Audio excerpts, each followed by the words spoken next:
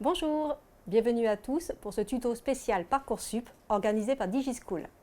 Je m'appelle Isabelle Collat et je suis coach scolaire chez monorientationscolaire.com, la solution digitale en ligne spécialisée pour les 3e à post-bac. Mon métier, c'est d'aider à trouver ta voie.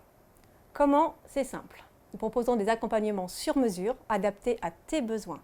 Tu as besoin d'un conseil pour passer un entretien, pour maîtriser ta lettre de motivation ou ton CV? On est là, on t'aide. Tu as besoin d'un bilan d'orientation complet, tu as besoin de mieux te connaître, de connaître les métiers qui te correspondent et les formations pour y arriver. On est encore là. Donc concrètement, comment ça se passe? C'est simple, il te faut une webcam, Internet, il te faut une bonne dose de volonté de réussir, il te faut un coach, uniquement rien que pour toi, qui va déterminer en 2 à 3 séances à peu près, en visio, ta personnalité, tes centres d'intérêt, tes intérêts professionnels et te permettre de te trouver ton métier et ta formation. Donc c'est vraiment très très simple. Et en plus, c'est derrière ton écran, chez toi. Plus besoin de se déplacer. Alors ce que je te propose, c'est de t'inscrire directement sur monorientationscolaire.com et de remplir le bilan MOS 1. Il est gratuit, il permet de mieux te cerner et de découvrir les secteurs d'approche qui te correspondent. Donc fonce, mais pas tout de suite. Pour l'instant, c'est le tuto Parcoursup avec Alexis et moi. Salut, je me présente, je m'appelle Alexis, j'ai 19 ans, je suis en terminale STI 2D. Pour mon orientation, j'avais quelques petits problèmes, je n'arrivais pas à me décider. Et donc j'ai appelé Isabelle, l'association Mon Orientation Scolaire. Et donc, .com.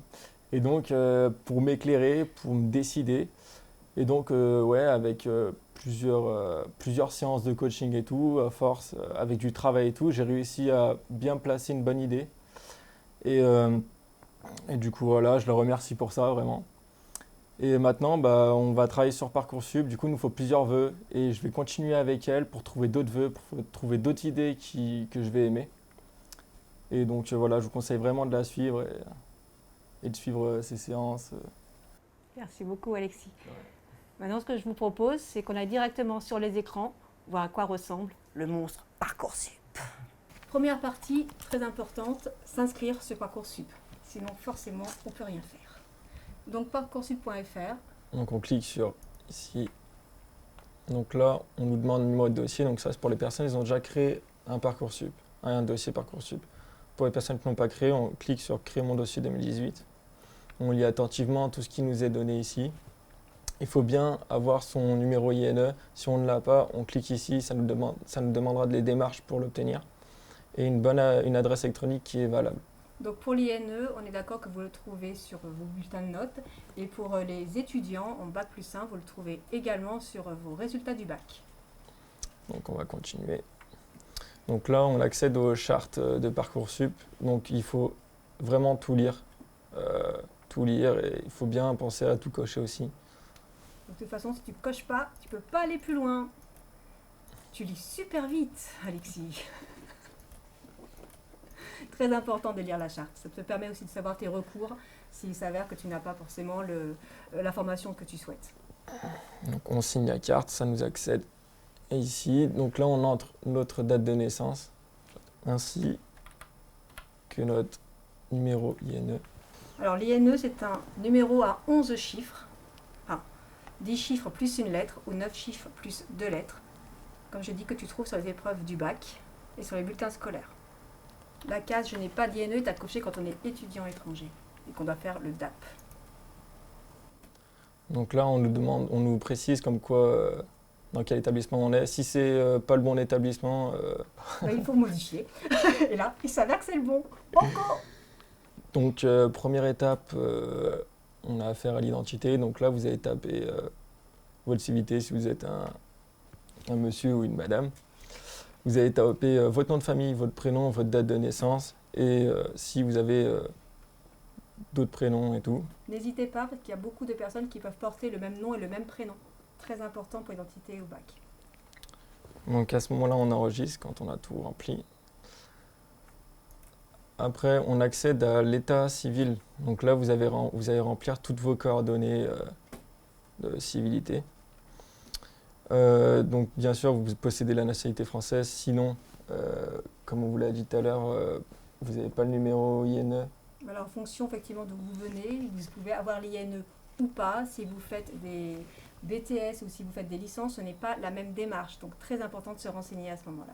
Une fois tout ça rempli, on enregistre. Au niveau des coordonnées, donc pareil, là vous remplissez, vous mettez votre adresse.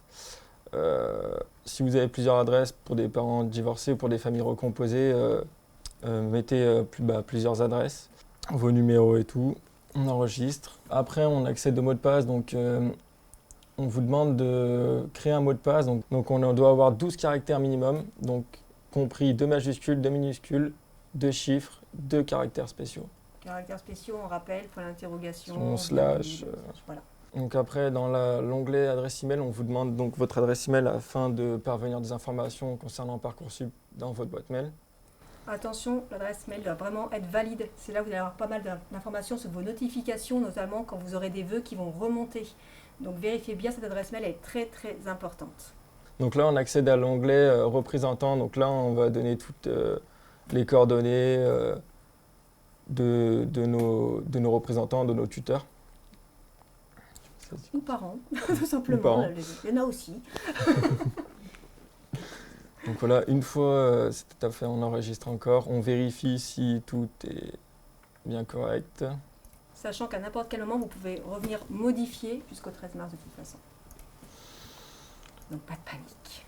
Pour les critères sociaux, c'est les personnes qui peuvent ou qui ont besoin de bénéficier d'une bourse. Donc vous devez remplir ces champs-là. Donc vous aurez besoin de sélectionner boursier du second degré et vous devrez remplir toutes les cases nécessaires pour obtenir la bourse. Donc à pas y faire tout seul, à y faire avec ses parents ou demander à ses parents certaines informations. Ah oui, on n'invente pas les chiffres, hein. On est bien d'accord, hein. Ouais. C'est du réel. Donc là, pour ceux qui font un sport et qui sont à un certain niveau, on a différents onglets. Et donc à ce moment-là, vous devrez tout remplir. Et ceux qui n'en ont pas, vous devrez choisir aucun des deux et vous enregistrer. Quand vous arriverez dans la partie scolarité, soit votre établissement l'a déjà communiqué, donc tout le dossier sera déjà pré-rempli. Mais après, vous devrez chaque fois remplir de l'année 2016-2017 jusqu'à l'année 2012-2013 tout ce que vous avez fait, la classe, les options, les langues vivantes, etc. S'il y a des options facultatives.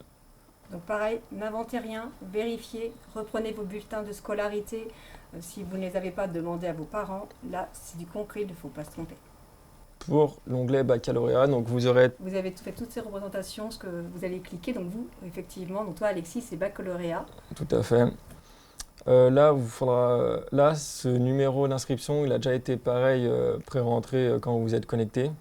Alors, juste une petite précision, le numéro Océan que vous voyez ne concerne que les personnes qui ont fait des études via le CNED, c'est-à-dire tout ce qui est les cours à distance. Il ne vous concerne pas sinon. Donc vous voudrez sélectionner votre série, votre spécialité, votre option bac si vous en avez. Votre académie, vous devez pareil, soit normalement les pré-remplis. Vous devrez mettre vos langues vivantes.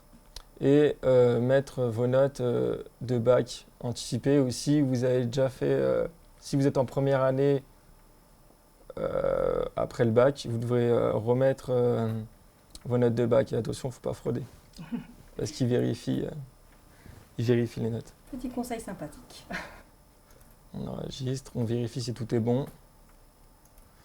Bulletin scolaire, pas de panique pour les bulletins scolaires. Si vous voyez attention, c'est l'école dont l'établissement où vous étudiez va eux-mêmes se munir de vos bulletins et y faire parvenir un Parcoursup.